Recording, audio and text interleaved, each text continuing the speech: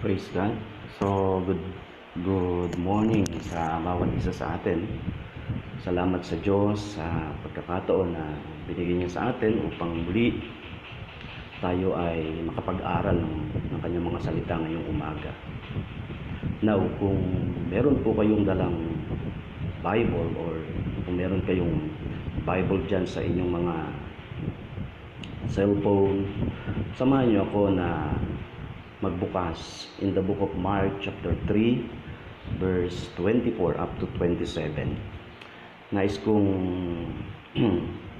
dito natin kunin yung ating pag-uusapan, yung aking ibabahagi ngayong umaga. In the book of Mark chapter 3 verse 24. Napakagandang talata at very pamilyar sa bawat isa sa atin. In verse 24, if a kingdom is divided against itself, how can Satan cast out Satan? Verse 24, if a kingdom is divided against itself, that kingdom cannot stand. 25, and if a house is divided against itself, that house will not be able to stand. Verse 26, and if Satan has risen up against himself and is divided, he cannot stand, but is coming to an end. 27, but no one can enter a strong man's house and plunder his goods unless he first binds the strong man, then indeed he may plunder his house. Now, ngayong umaga ay ito yung ating pag-uusapan. Ito yung bagay na gusto kong i-share sa bawat isa sa atin na kung saan ay inaabot ng pakikinig ng salita ng Diyos na ito sa ngayong umaga. Gusto kong tawagin o bigyan ng pamagat itong ating pag-uusapan, freedom of strong man. Freedom of strong man. Napaka-importante niyan sapagkat sabi doon sa verse 27, but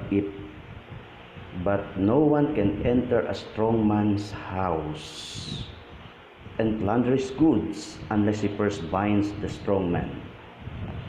Walang makapapasok sa bahay ng isang taong malakas maliban siya ay gapusin and then sa kanya ito mananakawan. Now, pag tinignan natin, the context of this passage is about spiritual warfare. Napakadaming mga nangangaral ngayon patungkol sa spiritual warfare. At gusto kong makita natin yung bagay na ito, no? Ang common belief pagka tinignan natin maigi o sinuri natin maigi, sabi ng marami, if you want to become a victorious, all you need to do is to know your enemy first. Yun ang common na naririnig natin. Sabi nila, kung gusto mo na maging matagumpay, kinakailangan na ikilalanin mo ang iyong kaaway. Unang tigit sa lahat. Kaya naman napakadaming mananampalataya ngayon, makikita natin, minsan sa loob ng simbahan, walang ibang usapan kundi ano yung taktika ng demonyo, anong taktika ni Satan. So that's the reason why there's a lot of Christians, they became evil conscious. Alam nyo, hindi nais ng Diyos na ang kanyang anak ay maging evil conscious. Kung inaakala mo na ang pagtatagumpay ay kinakailangan ay makilala mo muna kung sino ang kaaway mo, yan ay napakalaking problema. Kasi that's common, very common yan. Kinakailangan ang tamang kaisipan or the right mindset is not by knowing your enemy, but knowing who God is, who conquered the enemy. Yun ang napaka-importante. Hindi yung kilalanin mo kung sino yung enemy mo, kaya naman walang ibang pinag-aaralan kundi puro demonology, lahat ng taktika ng demon. Alam nyo, nakakalungkot kapag ganyan ang usapan. Sa Bible, pag tinignan natin, the devil has already been defeated. Very clear. So, mahalaga na sa ngayon, as a Christian, para magkaroon tayo ng tamang kaisipan, having the right mindset is not by knowing your enemy, but knowing who God is, who conquered the enemy. Okay. Question. How? Yun ang napakalaki na katanungan. Paano? Alam nyo, si Pablo ay meron siyang binanggit na isang napakalaking question na kung saan ay talagang sabi ko nga, ito na ang isa sa napakagandang katanungan na nabasa ko sa banal na kasulatan. In Acts chapter 9 verse 5, pagka tinignan natin yung conversion ni Paul nung siya ay nandoon sa road of Damascus, makikita natin doon sa verse 5, ang sabi doon, and he said, "Who are you, Lord?" Sino po kayo, Panginoon? Alam nyo, yan ang napakahalagang tanong. Maraming tao, maraming mananampalataya, sinasabi nilang kilala nila ang Diyos. But ang pagkakilala sa Panginoon, pagka tinignan natin, kinakailangan nagpapatuloy yan. Kasama doon sa journey natin habang tayo nabubuhay dito sa daigdig na ito.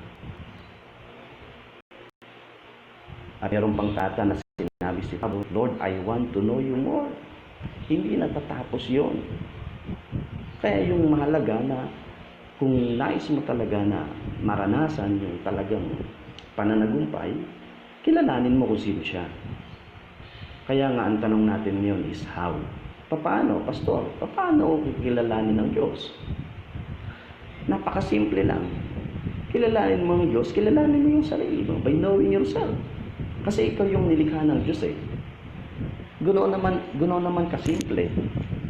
Kasi kung sino yung lumikha, kung ano yung nilikha, pag pinag-aralan mo yung nilikha, makikita mo kung ano ang kaisipan ng lumikha sa Kanya. Pag pinag-aralan mo yung nilikha, makikilala mo kung sino yung lumikha sa Kanya. Unti-unti yun. So kapag pinag-aralan natin, kapag kinilala natin yung ating sarili, dito magkakaroon tayo ng pagkakilala sa Diyos. Unti-unti malalaman natin na mayroong Diyos. Napakagandang tingnan. Now, tingnan natin. Paano ba natin kikilalanin yung ating sarili? In Genesis chapter 2 verse 7, the Bible said, Then the Lord God formed the man of dust from the ground and breathed into his nostrils the breath of life, and the man became a living creature. So dito, sa verse na ito, makikita natin kung paano yung pamamaraan ng Diyos na nilikha niya ang tao. In Genesis chapter 2 verse 7, nilikha nga ng Diyos ang tao mula sa alabok.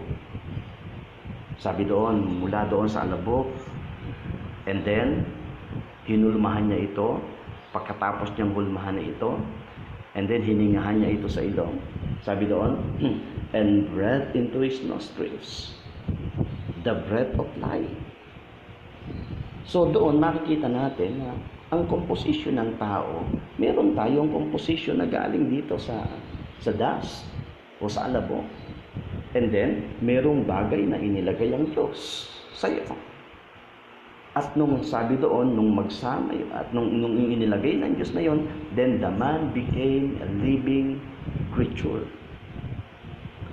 So, yun ay napakahalaga na makita natin.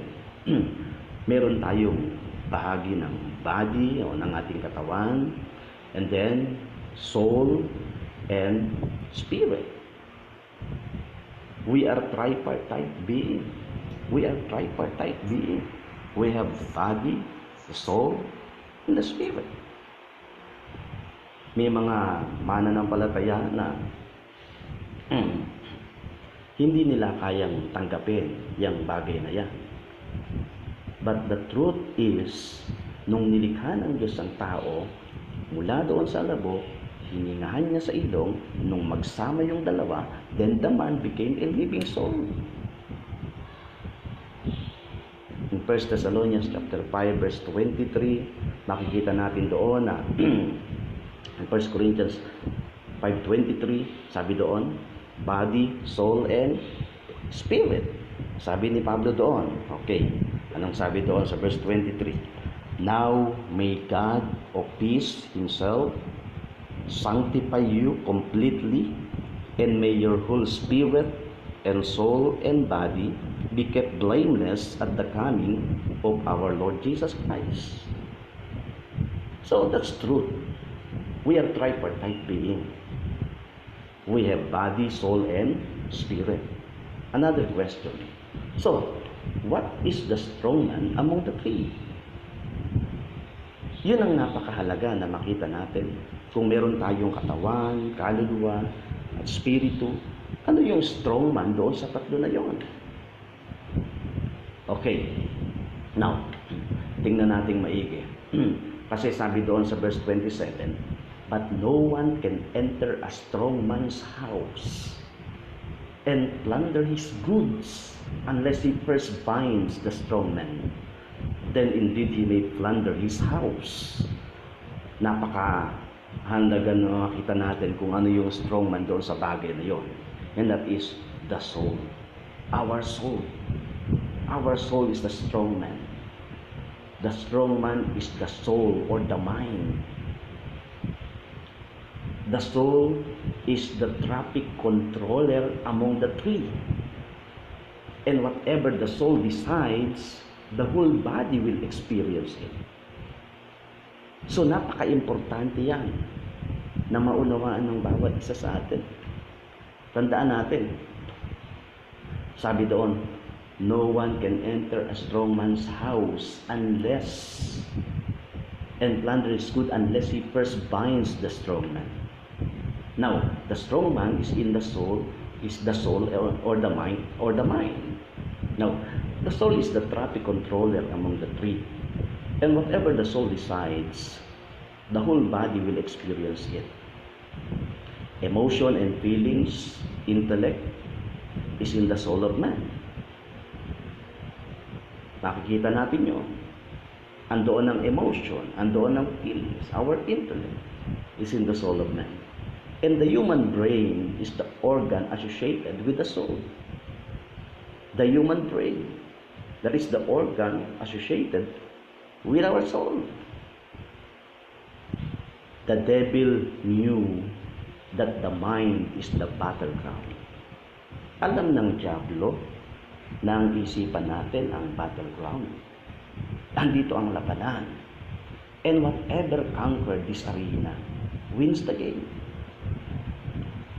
Kaya nga, sabi nung isang nabasa kong libro, sabi doon, the idle mind is the workshop of the devil. Even sa secular, kapag ang isang tao ay nakakaranas ng tinatawag na stress, or kapag ang isang tao ay nagkaroon ng anxiety, or nagkaroon siya ng magulong kaisipan, so isang bagay na ipapayo ng psychiatrist dyan is keep your mind being busy. Kasi mahalaga yung mind. And the devil knew that the mind is the battleground. And whatever conquered this arena wins the game. Okay. True spiritual battle is the battle. And for the control is of the mind or the soul. Yan ang tunay na labanan. Tandaan natin. Mamaya makikita natin kung gaano ka-importante, ano yung bagay na dapat na inilalagay natin sa ating isipan. The enemy knew that if he can own your thoughts in mind and life, also he can manipulate your emotion and feelings. Alam ng diablo yan. Alam ng diablo na kapag ka na-control niya yung kaisipan mo, and then yung buhay mo, and also he can manipulate your emotion and feelings. Diyan nagsisimula in our mind. Now, as long as you continue to believe wrong, you will continue to live wrong. as long as you continue to believe wrong. Tandaan natin, kung meron mang isang bagay na gustong-gusto si Satanas na makonquer sa buhay ng isang tao, walang iba kundi ang kanyang mind. Hindi ko sinasabi na na yung mga bagay na ginagawa mo, wala siya diyang pakialam. But una, tigit sa lahat, yung isipan ang mas pinagpupukusan ni Satanas. Why? Because kapag ka ang isipan natin, kapag ka yung thoughts natin, yung mind natin, na-control niya yan, tapos na yan. Napakabigat niya. Kaya nga, naalala ko, one of the powerful weapon in this world. Kasi merong powerful dito tatlong powerful yan Una, ang powerful dito sa daigdig na ito is media. Media is powerful. And then politics. Politics is powerful. And then the last is religion. Why? Because in religion, there's a lot of teaching. Kaya sabi doon, as long as you continue to believe wrong, you will continue to live wrong. Kapag ka mali yung pinapaniwalaan mo, huwag kang umasa na yung buhay mo'y magiging maayos. Ang buhay mo'y magiging magulo. Napakadaming mananampalataya ngayon. Hindi niya inuunawa o hindi niya tinitingnan, hindi niya sinusuri kung tama ba yung kanyang pinapaniwalaan. Naalala ko minsan, example, meron akong pina-Bible study doon sa isang lugar sa bayan sa San Leonardo. Matagal na siyang nag-a-attend ng fellowship. Sabi niya sa akin, kasi ang itinuro ko sa kanila is the biggest issue between God and man. As a Christian, what is the biggest issue between God and man? Kasi ang biggest issue kapag tinignan natin ngayon sa lumalabas sa pangangaral ng napakadami, the biggest issue is sin. Hindi ko binabaliwala yon. But ako, for me, sabi ko nga, if sin is the biggest issue sa isang mananampalataya, sa pagitan niya ng Diyos at siya, anong saysay na ginawa ni Jesus? Kasi kung tatanungin mo, nung ikaw ba'y naging mananampalataya, ano bang ginawa ni Jesus sa iyo? So, very common sasabihin yan, inubos niya ako sa aking mga kasalanan, pinatawad niya ako. Ngayon, ang tanong ko, bakit wala kang tigil sa paghingi ng tawad kapag ka nagpe-pray ka? Hindi ba settled yung bagay na ginawa ni Jesus na sinasabi mong ikaw ay pinatawad or nilinis ka niya? Sabi niya, kasi sabi ng pastor namin, meron naman 1 John 1:9. Kapag ka binasa natin ang 1 John 1:9, sabi ng Bible, kung ipapahayag ng ating mga labi, ang ating mga kasalanan, maasahan lilinisin niya tayo. So kapag ka tinignan natin yung 1 John 1:9, ang pagkakabanggit doon ay, if we confess our sins, He is faithful and just to forgive our sins and to cleanse us from all unrighteousness. Sabi ko sa kanya, ikaw ba nilinis na? Yes. Settled ba yung ginawa ni Jesus na paglilinis sa'yo? Yes. So anong sense ng ginagawa mo? Isa lang po yan.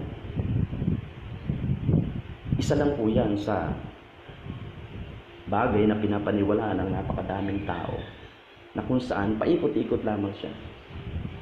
Paikot-ikot lamang siya. Kaya nga, as long as you continue to believe wrong, you will continue to live wrong. Pastor, paano? Hindi na ako hingi ng tawad. Masama bang humingi ng tawad? Sabi ko, hindi. Walang binabanggit ang Bible na masama humingi ng tawad. Pero mas may sense kung ang paghingi mo ng tawad ay doon sa taong involved na pinagkasalaan mo. Pero kung every time na ikaw ay lalapit sa Panginoon at wala kang tigil ng paghingi ng tawad, dahil inaasahan mo na pakinggan ka ng Diyos kapag nilinis ka niya, ang katotohanan niyan, nilinis ka niya mula nung ikaw ay kumilala sa Kanya. Paano yung 1 John 1:9, Pastor? Ang 1 John 1:9, hindi ito past tense. Continuous to, that is present tense. Lilinisin niya tayo. Nilinis niya na tayo. Ano yung sa atin? Doon sa chapter 2 verse 1, yun ang maliwanag. Kasi sa chapter 2 verse 1, ang sabi doon, "My little children, I am writing these things to you so that you may not sin. But if anyone does sin, we have an advocate with the Father, Jesus Christ the righteous."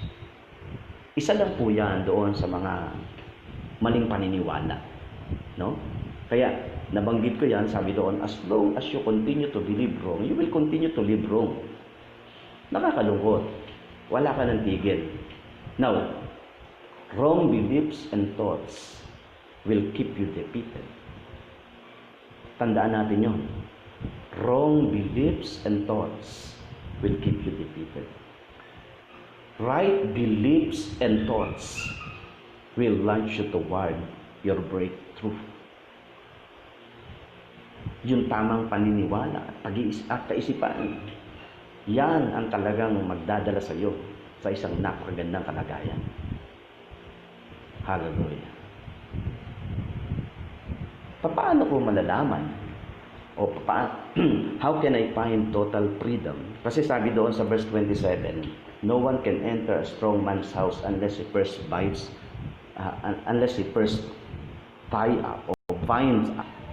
us. And then, sa kanya lang ito nanakawan." Kinakailangan, yung total freedom ay dumating. Kung may mga pagkakataon sa buhay mo na kinapos ka ng daming mga bagay na kung saan ay parang napakahirap mong makawala. Ito yung panahon. Ito yung bagay na ilagay mo sa iyong isipan. Kasi ito yung magdadala sa iyo ng tunay na kalayaan. 2 Corinthians chapter 10, verse 4 up to 5. Paul said, "For the weapons of our warfare are not of the flesh, but have divine power to destroy strongholds." Ito yung sinabi ni Pablo. Sabi ni Pablo, ito yung sandatang dala-dala namin. Napakaganda ng binanggit niya. Sabi doon, "The weapons of our warfare are not of the flesh, but have divine power to destroy strongholds." We destroy arguments and every lofty opinion raised against the knowledge of God, bringing into captivity every thought to the obedience of Christ. Sabi doon, bringing into captivity every thought to the obedience of Christ. Napakahalaga na kung meron ng bagay na ilalagay tayo sa ating isipan, walang iba kundi yung pagsunod ni Jesus. Bringing into captivity every thought to the obedience of Christ. Obedience of Christ. So yun ang pinagdidiinan ni Paul. Ang nakapagpapaguho ng maling pangangatwiran, ang nakapagpapaguho ng maling katuruan sa isipan ng isang tao, ay walang iba kundi kapag dinala mo sa isipan mo yung pagsunod na ginawa ni Jesus. The obedience of Christ. Not our obedience. Actually, wala naman tayo noon eh. Yun nga lang yung nakakalungkot eh. Napakadaming mananampalataya, doon sila nakapokus. Obey. But kapag tinignan natin, isang pagsunod lang ang katanggap-tanggap sa Diyos. And that is the obedience of His Son, Jesus Christ. Pastor, what kind of obedience meron tayo? Ang obedience na meron tayo, pag tinignan natin yung word ng obedience means you fako. That means attentive hearkening. Meron kang mainam na pakikinig. Kasi pag nakapokus ka doon sa bagay na kasi yan ang nakikita natin napakadaming mananampalataya, focus lagi siya dyan. So lumalabas tuloy, that is religious, napaka-religious ng dating. Madali mo lang naman malaman kung religious ang isang tao. Pilit niyang inaabot ang Diyos. That's the sign of being a religious. Lahat ng activities mo, lahat ng bagay na ginagawa mo, pilit mong inaabot ang Diyos. But pag tinignan natin sa Bible, isang bagay yung binabanggit ng Bible, ang Diyos ang umaabot sa iyo. Yes. Ganun lang siya kasimple. Inalayo ng reliyon ng tao sa tama. But thanks God, ang kapahayagan ng Diyos. Hindi natin kayang abutin ng Diyos, pero ang Diyos ang umabot sa atin. Paano, pastor? Anong gagawin ko? Now, kung inabot ka ng Diyos sa kalagayan mo, kinakailangan mo naman, abutin naman, hindi siya, kundi madama yon ng iyong kapwa. Kasi vertical and horizontal relationship yan. Kaya nga sabi ni Paul, ito yung nakapagpapaguho ng maling pangangatwiran. Ito yung aral, ito yung weapon na dala namin. Ano yun? Sabi doon, destroy strongholds, we destroy arguments and every lofty word, lofty opinion raised against the knowledge of God. Ang dalhin ang bawat kaisipan sa pagsunod ni Kristo. Alam nyo, kapag tiningnan natin maigi, yung ginawang pagsunod ni Jesus, that is enough upang tayo patuloy na ma-strengthen. Kasi yung pagsunod ni Jesus, yon ang isang napaka-importante. Let the obedience of Christ reign into our mind. Let the obedience of Christ, let the obedience of Christ, yun ang maghari sa ating isipan. Now, hindi ko sinasabi na paano yung ginagawa ng napakadami.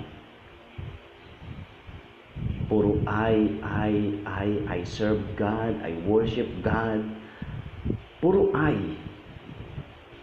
Ang gusto kong makita natin, bakit hindi muna natin buksang maigi yung ating isipan sa lahat ng bagay na ginawa niya. Doon muna tayo mag-focus sa lahat ng bagay na ginawa niya. Kasi the more na nakikita natin kung gaano katindi yung bagay na ginawa ng Diyos sa buhay natin, mas lalo tayong may encourage. Lagi kang may kagalakan sa iyong puso. Lagi mong makikita that you are truly blessed. You are truly highly favored. Why? Because of Jesus. Because of the obedience of Jesus. Let the obedience of Christ reign into our mind. Hallelujah. Now, I hope na dito sa maikling pangangaral natin ay meron tayong natutunan. At kung sa mga susunod na araw ay gusto ko na talakayin kung ano yung bagay na ginawa ni Jesus. Kasi very common na kapag pinag-usapan yung bagay na ginawa ni Jesus, laging ang pinaka-highlights dyan is salvation. Yes, totoo yun. There is salvation. In Acts chapter 4 verse 12, without Jesus, there is no salvation. But maganda na makita natin, may isa-isa nating maigi. Gaya ng sinabi ni Pablo in 1 Corinthians chapter 1 verse 30. Ito, siguro sa mga susunod, ito yung aking bibigyan ng diin. In verse 30, 1 Corinthians chapter 1 verse 30, and because of Him, you are in Christ Jesus, Dahil sa Kanya and because of Him, you are in Christ Jesus, who became to us. Sino si Jesus? Ginawa siya para sa atin. First, the wisdom from God. Then, righteousness and sanctification and redemption. Sabi ko nga, bakit laging redemption lang? At hindi muna natin simulan sa simula? Simulan natin sa simula. Si Jesus na ginawa ng Diyos para sa atin, sabi doon, who became to us wisdom from God, and then righteousness, and then sanctification, and then redemption. Panghuli yun. Ang nakakalungkot, ito yung ginagawa nilang pang-una. No. Pag ito gawin yung pang-una, ito muna gawin natin una. Wisdom of God, and righteousness, and sanctification, and then redemption. Hallelujah. Now, I hope na ngayong umaga, sa maikling pangangaral ay meron tayong nakuha sa oras na ito. At ang Diyos ay patuloy na mangusap sa bawat isa sa atin. Ulitin ko, let the obedience of Christ reign into our mind. God bless us all.